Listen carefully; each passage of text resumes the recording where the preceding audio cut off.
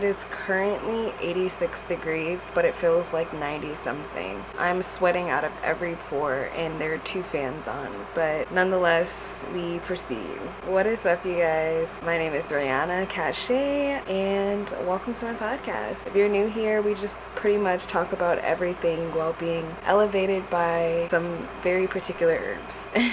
But I don't want to take up too much of your time, so let's get into it. Toxic grind culture. I would define toxic grind culture as like the influx or the push to always be productive, to always hustle, to always make money. Every move you make has to be within your financial benefit and financial gain. That is toxic grind culture to me. And a lot of times, what a lot of people are saying now, when they log into social media platforms, the amount of media aimed at overproductivity is insane. Like, when I go to YouTube now, a lot of the content creators that I'm subscribed to have nothing but content dedicated exclusively to productive morning routine, my era of productivity, or out of my lazy girl era. Like, every video that I've recently been seeing, and maybe that's just because I am maybe in an echo chamber of my particular subscribers, but I've been seeing nothing but productive this, productive that, and sometimes I just want a cozy night routine. I just want a mukbang. I just want a nice, good vlog without having to feel like I'm lazy, you know? So constantly taking in media like that on top of like memes or posts that constantly push the narrative of productivity, what it eventually does to your mentality and your mindset is creates this idea in your head that you need to be doing more, you need to be more productive, you need to be more active. If you want to enact any kind of change in your life, you truly need to basically become superhuman. Somehow within the 24-hour time span that we're allotted, you need to go to work, you need to have at least one side hustle, you need to be investing, needs to be eating adequate amounts of protein and drinking all of your water and taking all your supplements and my voice. I don't know if I said working out, but working out.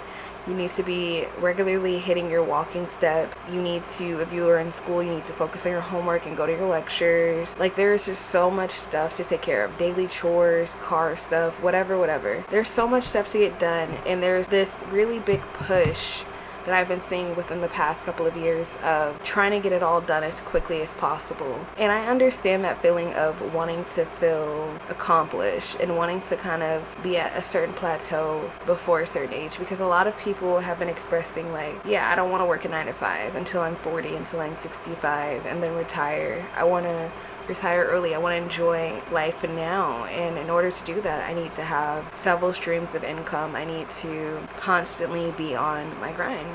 But the reality of it is, once you continuously push yourself to that limit of doing so much within a day and just doing so much in general, it takes a toll on you. It eventually really deteriorates the quality of your life. And when I say that, I mean you'll start to burn out, of course. This is very common. I've experienced this more than once, where I am constantly doing my schoolwork, going to work.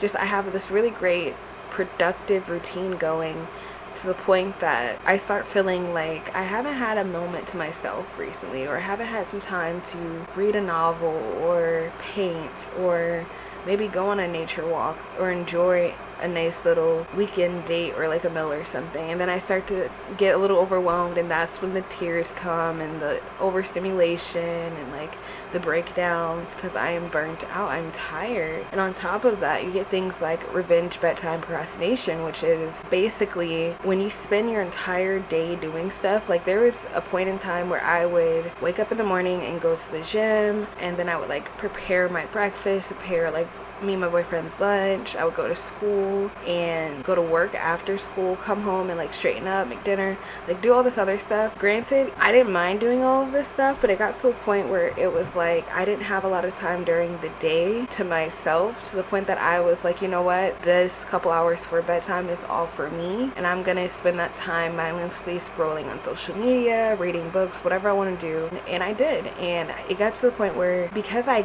used to get off at 6 o'clock and I would still have have to shower, straighten up, make dinner, whatever, I'm not truly sitting down and relaxing until close to 9 or 10 o'clock. So now if I truly want to get that time in, either I'm gonna have to stay up later or I'm only gonna get an hour or so. So I would stay up later. I would end up going to bed around 12 or 1 and then be tired the next day. And that's essentially what revenge bedtime procrastination is. It's wanting to stay up to enjoy yourself and enjoy, you know, some simple pleasures and leisures or whatever, but at the expense of not getting enough hours of sleep because you've spent the entire day dedicated to getting things done. And then that also contributes to like an overload of information on your mind, and eventually you kind of go into the state of functional freeze. If I remember correctly, functional freeze is like a emotional state where you're overwhelmed or you're like overstimulated. You get this like emotional exhaustion, you get super stressed out to the point that you kind of just stop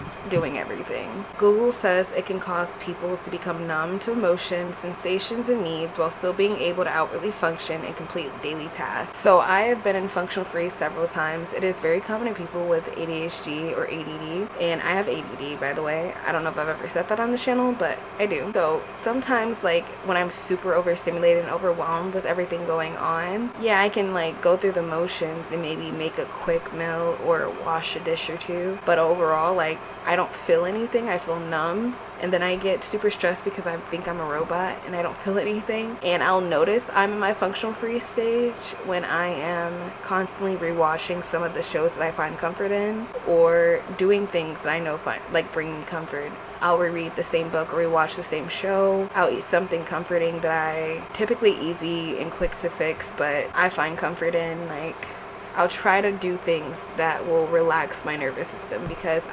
subconsciously I think my brain knows that I'm in functional freeze. I'm trying to get out of it, but it's really hard to when you're that overwhelmed with everything going on.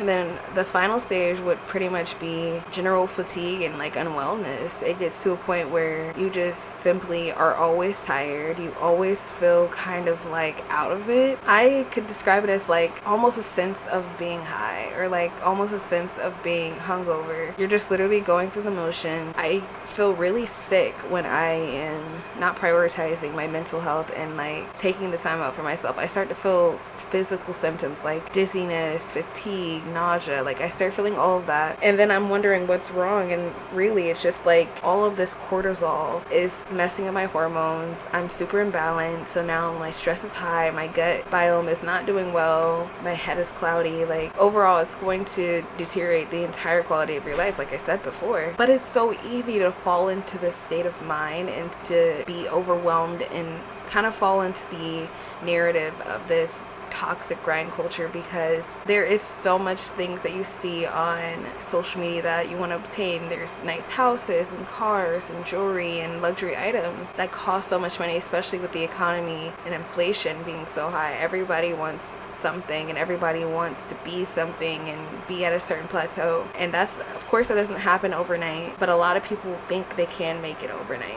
A lot of people think I can make it on social media, I can become a content creator, I can have side hustles, I can start investing, and this is going to change my entire life, and I can do it today. I can just do all these things at once. I'm all for wanting to elevate yourself, and I'm all for entrepreneurship, but it shouldn't be at the expense of your mental health. You shouldn't be sacrificing your well-being and your state of mind just for some money or just for a status. So I wanted to end this episode off with some ways to counteract the toxic productivity culture. Part of that is to adjust who and how you consume your media. So when I say that, I mean adjust one, how much social media you consume. Typically I notice when I'm sensing that overstimulation and being overwhelmed by like, oh, I need to make it today, like I'm not where I want to be, it's because I'm kind of comparing myself to those that I see on social media. So limiting the amount of social media that I'm on or interacting with kind of helps, as well as who I'm watching. who I'm interacting with. I literally had to I unfollowed the Shade Room in like high school. That is just too much for me. I unfollowed a lot of people after I graduated high school because there's just some people who are not, what's the word, conducive to what you have coming and what you have going on. And honestly, they're just adding to the stress and they're not making it better. The best thing you can do is to cut them out of your life and get rid of them. And that goes for some of your favorite influencers. If they're a little bit too messy, too drama filled, or kind of pushing that toxic productivity culture, sometimes you gotta maybe mute them for a little while until you are like back on that mindset that you can healthily take in some of that information. Additionally, supplements I think would be really helpful. I've actually been considering starting like D3 and like what else, magnesium and some other supplements, because a lot of times, especially with women, because every day is different for us because we go through a cycle. Well, everyone goes through a cycle, but women's cycle, it changes daily, and ours changes more drastically than men's cycles do. So it's important to balance that out, and sometimes you may need a little bit help, especially if you are, you know, summertime's coming, people are doing fad diets. There are if you're like me and you're like vegetarian, pescatarian, vegan, it's important that you're hitting your nutritional intake. That's going to help regulate your entire body. If you have to invest in some supplements and start taking that to feel better, then that's what you need to do for yourself. And last but not least, I like creating to-do lists when I feel overwhelmed and prioritizing what I can control. There are so many things outside of my control that is not going to get fixed today, tomorrow, and probably not within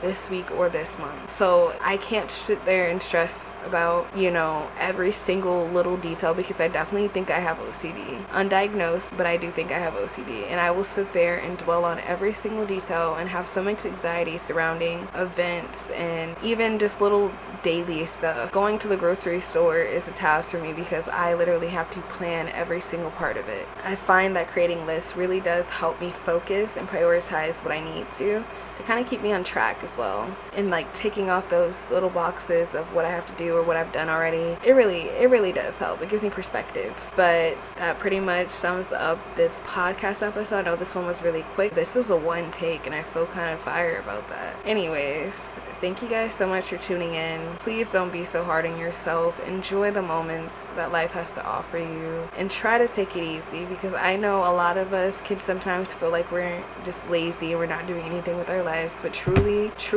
I do think even if you're only making small steps, any steps forward is a sign of progression and upward mobility. So pat yourself on the back for even still being here and, you know, getting it done. So I will see you guys. Well, I'll talk to you guys next time. Bye.